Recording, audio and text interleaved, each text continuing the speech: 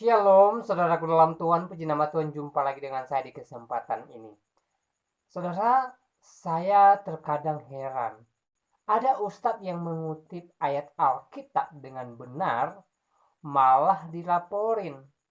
Padahal di luar sana ada beberapa orang yang sering membahas Alkitab dengan tujuan memutarbalikkan fakta kebenaran Alkitab, tapi mereka diamin. Nah, saudara dalam Tuhan, sebelum kita lanjut pembahasan, mari kita melihat cuplikan video yang berikut dan pastikan like dan share video ini sebanyak-banyaknya.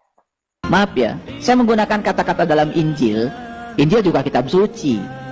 Maaf ya, yang agak alergi nggak apa-apa.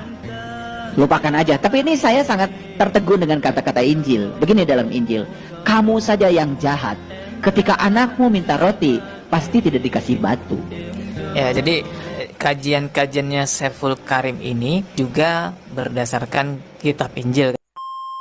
Ustadz Saiful Karim adalah salah seorang ustadz yang akhir-akhir ini menjadi perbincangan di sosial media. Dia dianggap sesat oleh beberapa kalangan umat muslim karena kajiannya dianggap kontroversial. Bahkan dari MUI sampai Kemenak itu melarang umat Islam untuk mengikuti kajiannya Ustadz Saiful Karim. Tak cukup sampai di situ, bahkan juga dikabarkan bahwa Ustadz Saiful Karim ini juga telah dilaporkan ke polisi oleh beberapa kalangan muslim karena dianggap ceramahnya atau dakwahnya itu tidak sesuai dengan apa yang mereka percayai. Waduh, lapor lagi ya. Seperti sudah menjadi budaya saja ya, kalau ada oknum tertentu yang tidak disukai oleh umat muslim, pasti selalu akan dilaporkan kepada pihak berwajib. Sebenarnya kalau memang Ustadz Saiful Karim ini dianggap sesat, ya tinggal dibantah aja narasinya, bukan malah main lapor-lapor. Saya juga nggak yakin sih kalau sampai Ustadz Karim ini dilaporkan polisi lalu diproses secara hukum. Kayaknya nggak ada hukum pidananya untuk bisa menahan Ustadz Karim ini. Nah, salah satu dakwah yang pernah dikritik oleh beberapa kalangan muslim tertentu itu adalah ketika Ustadz Saiful Karim ini dia pernah mengutip salah satu ayat di dalam Alkitab yang dia sampaikan di dalam pengajiannya, dan video ini direction oleh salah satu YouTuber Islam yang bernama Dodi Sefriadi. Mari kita lihat langsung seperti apa videonya. Saya iseng-iseng coba ketik di pencarian TikTok Saiful Karim Injil. Ternyata menemukan video-video Saiful Karim yang juga berbicara tentang kitab Injil nih. Coba kita simak ya. Maaf ya, saya menggunakan kata-kata dalam Injil. Injil juga kitab suci. Maaf ya, yang agak alergi nggak apa-apa. Lupakan aja. Tapi ini saya sangat tertegun dengan kata-kata Injil. Begini dalam Injil, kamu saja yang jahat. Ketika anakmu minta roti, pasti tidak dikasih batu. Ya, jadi kajian-kajiannya Saiful Karim ini juga berdasarkan kitab Injil katanya ya. Di sini ada captionnya. Ternyata tafsirnya berdasarkan Injil, teman-teman ya. Baik, kita akan meluruskan statement dari Dodi Sefriadi di dalam video ini yang dia tujukan kepada Ustadz Karim. Yang pertama, dia mengatakan bahwa kajian Ustadz Saiful Karim ini tafsirnya berdasarkan Injil, dan sepertinya dia keberatan akan hal itu ya. Saya pikir ini bukan tafsir ya, tapi Saiful Karim ini dia mengutip bukan untuk menafsir salah satu ayat di dalam Injil yang membuat dia tertegun, yaitu di dalam Matius pasal 7 ayat 7-11 ya, yang berbicara tentang pengabulan doa. Intinya adalah ayat ini mengingatkan kepada kita, jikalau seorang ayah yang jahat saja akan memberikan yang baik kepada anaknya, apalagi Bapamu yang di sorga, tentu juga ia akan memberikan yang baik kepada orang-orang yang meminta kepadanya. Gak ada yang salah sih sebenarnya, karena pengajaran ini adalah pengajaran yang bersifat umum dan praktis, bukan bersifat doktrinal. Karena siapapun pasti akan setuju dengan pesan yang disampaikan lewat ayat ini yang mengacu kepada sifat Allah yang baik dan juga Maha Pengasih. Jadi sekali lagi saya pikir Ustadz Saiful Karim ini dia bukan menafsir tetapi mengutip ayat untuk diambil hikmahnya, diambil pelajarannya kepada umat. Jadi lucu aja kalau ada umat muslim mempermasalahkan kutipan Saiful Karim ini, sementara di sisi lain ini ya kita melihat ada tafsir Kemenak yang memakai ayat-ayat Injil yang kemarin itu sempat ramai dibahas oleh Elia Miron agar direformasi, tetapi yang diserang oleh umat muslim itu justru Elia Mironnya. Harusnya kalau kalian mau pakai standar yang sama, ya serang dong itu Kemenak, bukan Elia Mironnya diserang. Karena Kemenak telah mengutip ayat-ayat di dalam Alkitab dan menafsirkannya sebagai pendukung di dalam tafsir Al-Quran. Nah kalau ini namanya baru jelas-jelas menafsirkan, bukan sekedar mengutip. Apalagi Kemenak dia sudah mencampur adukan dengan cara memakai ayat di dalam Injil untuk dipakai sebagai tafsir pendukung di dalam tafsir Al-Quran. Ayolah berpikir cerdas, masa Ustadz Saiful Karim yang hanya mengutip kalian permasalahkan, tetapi Kemenak malah kalian bela, dan Elia Miron yang kalian permasalahkan. Kan kocak ya, kenapa selalu pakai standar ganda? Sebelum kita lanjut menontonnya, pastikan dukung perkembangan channel kita ini dengan cara tekan tombol like video ini dan juga share video ini sebanyak-banyaknya supaya menjadi berkat bagi banyak orang.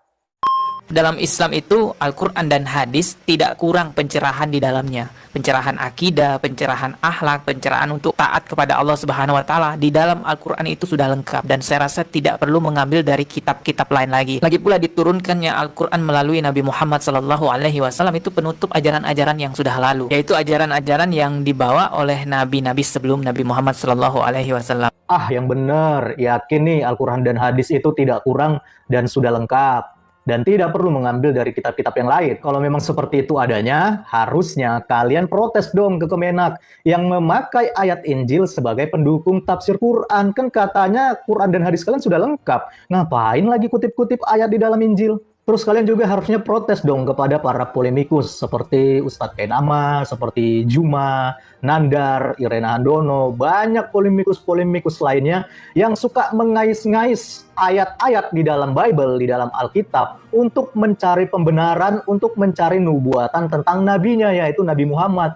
Katanya sudah lengkap, kok malah masih mengais-ngais ayat di dalam Bible? Bahkan bukan hanya itu, kalian juga harusnya protes dong kepada para polemikus yang suka mencari ayat-ayat di dalam Alkitab untuk dijadikan pembenaran bahwa Yesus tidak disalibkan, tetapi Yudas Iskariot yang disalibkan. Padahal nama Yudas Iskariot kan tidak ada di dalam Al-Quran. Kenapa cari-carinya di dalam Bible? Kan katanya sudah lengkap. Jadi pertanyaannya simple sih.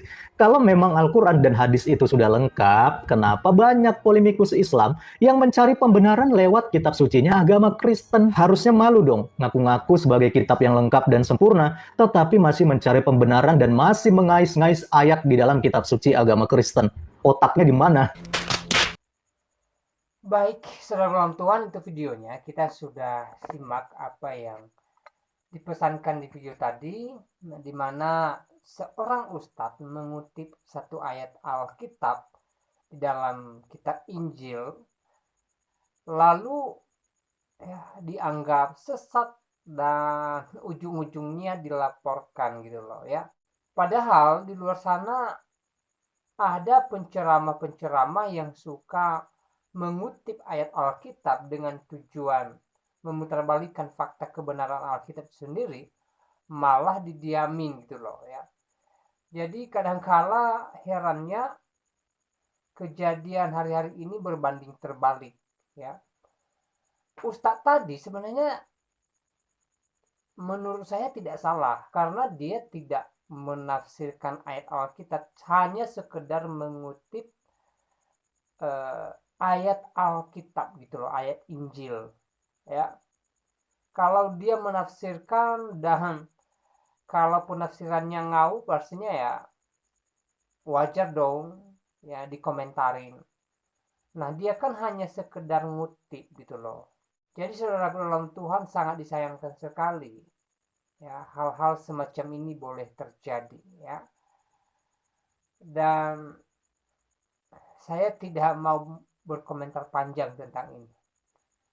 Seperti apa tanggapan saudara? Silahkan tulis tanggapan saudara di kolom komentar. Berikan tanggapan yang baik, yang positif. Terutama tanggapan atau komentar yang memuliakan Tuhan. Tuhan Yesus memberkati kita semua. Shalom.